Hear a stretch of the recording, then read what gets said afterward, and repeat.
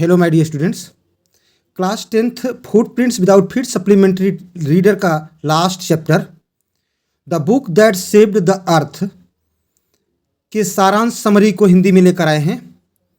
और आप जानते हैं यह एक नाटक है जो भविष्य को ध्यान में रखते हुए लिखी गई है। भविष्य के 4 सदियों पश्चात वाले इस नाटक को आइए सुने। मदर गुज अंग्रेजी में नर्सरी कविताओं की एक प्रसिद्ध पुस्तक है। क्या आपके विचार में वैसी पुस्तक पृथ्वी ग्रह को मंगल ग्रह के आक्रमण से बचा सकती है क्या?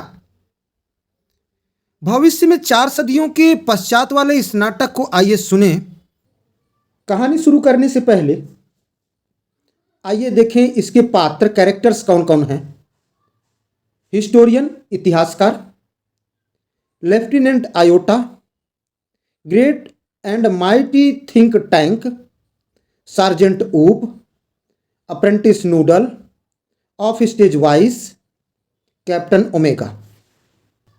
पृथ्वी ग्रह की 25वीं शताब्दी। अपने विभाग में पहुंचने पर इतिहासकार ने सभी का स्वागत किया। उन्होंने समझाया कि 20वीं शताब्दी को द बुक के समय के रूप में जाना जाता था क्योंकि लगभग हर विषय पर किताबें थीं। उन्होंने दर्शकों को यह भी बताया कि 2040 में मंगल ग्रह पृथ्वी पर आक्रमण करने वाले थे, लेकिन वह आक्रमण कभी हुआ नहीं। इसके बाद उसने अपना इतिहासदर्शी घुमाया और दर्शकों को आक्रमण की विफलता के बारे में बताने के लिए वर्ष 2040 दिखाया। Mars space control 2040। Think tank जो कमांडर इन चीफ होता है, उसके पास एक विशाल अंडे के आकार का सिर है। वह सितारों और मंडलियों से सजा हुआ एक लंबा वस्त्र पहने हुए है। उनका डिप्टी नूडल एक स्विच बोर्ड पर उनके बगल में खड़ा है। एक मानवयुक्त अंतरिक्ष यान पहले ही थिंक टैंक द्वारा पृथ्वी पर भेजा जा चुका है। उनके मिशन का उद्देश्य पृथ्वी पर रक्षा प्रणाली के बारे में जानकारी एकत्रित करना और इसे मंगल ग्रह के एक अन्य अंतरिक्ष यान को प्रदान करना है, और वो यान जल्द ही पृथ्वी पर हमला करने की तैयारी कर रहा है। यानी मंगल ग्रह के वासी पृथ्वी पर हमला करने की तैयारी कर रहे हैं। इसका जायजा लेने के लिए मंगल ग्रह से लोग आए हैं, अभी पता लगा रहे हैं। अब क्या होता है, पृथ्वी ग्रह के मिशन के दौरान थिंक टैंक चाहता है कि नूडल अपने मानव युक्त अंतरिक्ष जांच के साथ संवाद करे। थिंक टैंक के कहने के बाद नूडल मार्स स्पेस कंट्रोल के साथ अपना संपर्क स्थापित करता है। कैप्टन ओमेगा और उसके प्रतिनिधि एक पुस्तकालय में हैं। वे इस ग्रह पर पृथ्वी के रहस्य इकट्ठा करने के लिए उतरे हैं। पहली बार उन्होंने किताबें और पुस्तकालय देखा है। आयोटा थिंक टैंक को बताता है कि वहाँ 1000 से अधिक विषम चीजें हैं। ऐसा लगता है जैसे जगह कोई भंडारण खलिहान हो। सार्जेंट ऊप का कहना है कि उन्होंने ऐसा पहले कभी नहीं देखा था। यह पता लगाने के लिए कि ओमेगा को क्या करना चाहिए, थिंक टैंक अपने रिमोट कैमरे से किताबों को देखता है। वह उन्हें खाने योग्य कहता है और कहता है कि वे खाने वाले जगहों पर रखे हैं। उनका मानना है कि उनके हाथ में सैंडविच है, जबकि है किताब।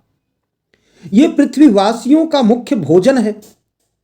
पुष्टि करने के लिए थिंक टैंक ओमेगा को किताब खाने का आदेश देता है। ओमेगा लेफ्टिनेंट आयोटा को इसे खाने का आदेश देता है और लेफ्टिनेंट आयोटा सार्जेंट ऊप को इसे खाने का आदेश देता है। सार्जेंट ऊप किताब के एक कोने को काटता है और चबाने का नाटक करता है। वह थिंक टैंक को बताता है कि पुस्तक स्वादिष्ट नहीं है, डेलिशियस नहीं है। उसने बताया कि पृथ्वीवासी बिना पानी के इतनी सूखी चीज कैसे खा सकते हैं। कुछ समय बाद नूडल ने थिंक टैंक को सूचित किया कि उसके दिमाग में डेटा का एक टुकड़ा तैर रहा है।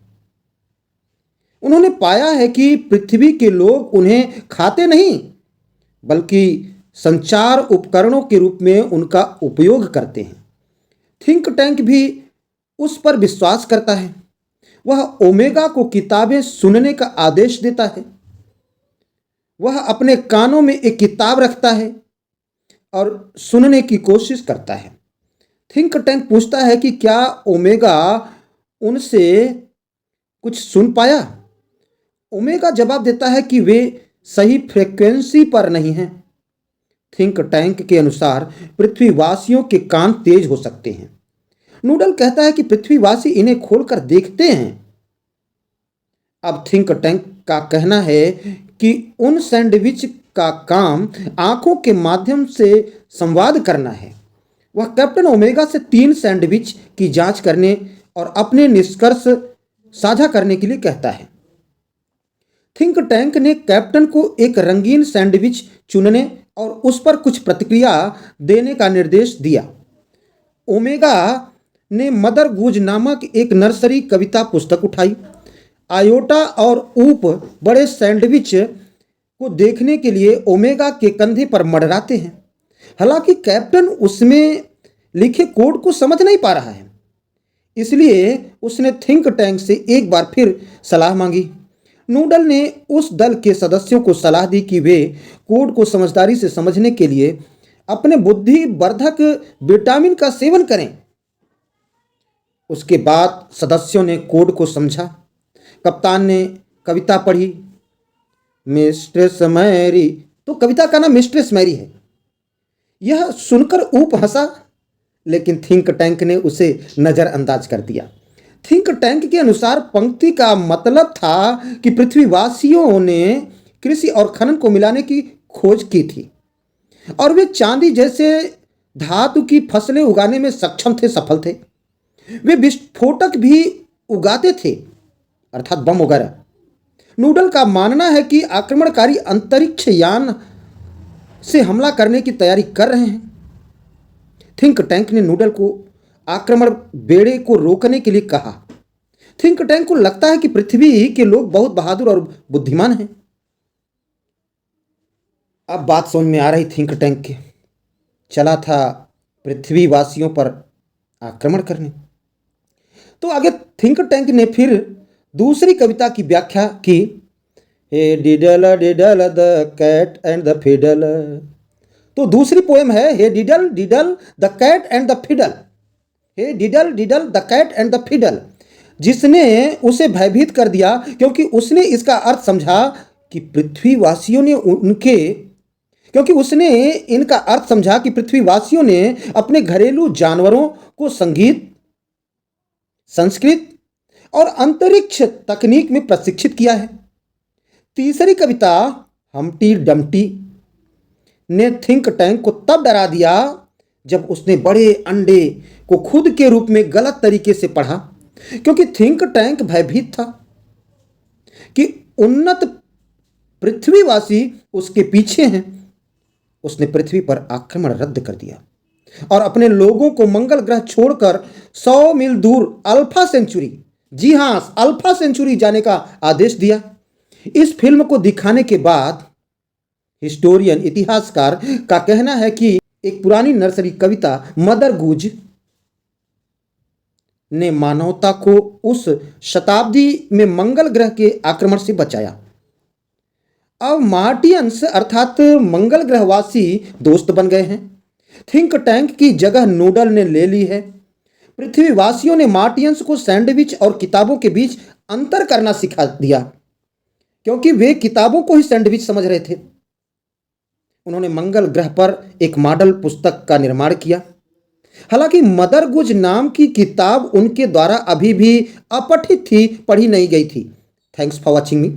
उम्मीद करता हूं कि चैप्टर को समझने में ये सारांश आपके लिए लाभदायक सिद्ध होगा।